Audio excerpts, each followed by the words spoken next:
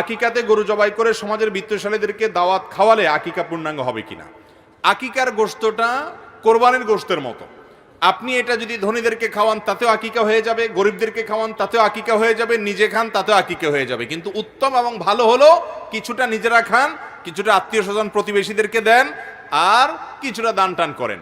কিন্তু আপনি আপনার সুবিধা অনুযায়ী বেশিরভাগ নিজে খেলেন, কিছু গরিব দুঃখীকে দিলেন বা কিছু আত্মীয় স্বজনকে দিলেন, তাতেও আদায় হয়ে যাবে। এমন কোনো বাধ্যবাধকতা নেই যে এতটুকু দিতেই হবে বা গরিবদেরকে দিতে হবে। অনেকে আকিকার গোশতের ব্যাপারে ভুল ধারণা করেন, মনে করেন যে মা বাপ তারা আকিকার গোশত খাবে না। আমি বলি ভাই, কষ্ট করে মা বাপ জন্ম দিছে বাচ্চা, আকিকার গোশত তো সবচেয়ে বেশি তারা খাবে। সবচেয়ে বেশি খাবে কে? বাচ্চার মা বাপ। সবচেয়ে বেশি খাওয়ার কথা না, মানে খেতে পারবে তারা। অতএব আকিকার গোশত ধনীদেরকে দিলে হবে না এমন না। তবে হ্যাঁ, যেটা প্রশ্ন করা দরকার ছিল সেটা করেন নাই, সেটা হলো আকিকার গোশত এটা দিয়া অনুষ্ঠান করার নাম করে মানুষকে কার্ড দিয়া দাওয়াত দিয়া এনে এরপরে টেবিল চেয়ার নিয়ে বসে চাঁদা নেওয়া, এটা গর্হিত কাজ, গুনাহের কাজ। কথা কি বুঝাতে পারছি?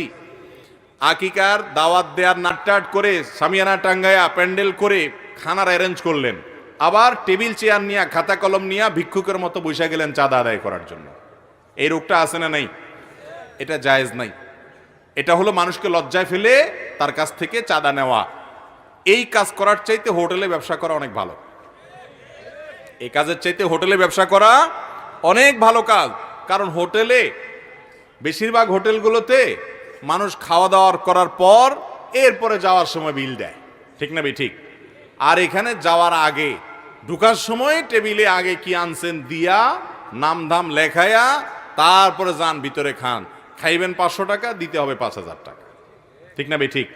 এই চাঁদাবাজি এবং এই কুপ্রথা, এটা আমাদের এখান থেকে বেরিয়ে আসতে হবে। আপনার এই বাচ্চারা আকিকা খেতে এসে দাওয়াত পেয়ে না গেলেও দোষ, আর গেলে এতগুলা টাকা দিয়ে আসা লাগে, মানুষের বরং বদদোয়া আসে। অতএব এটা জায়েজ নাই।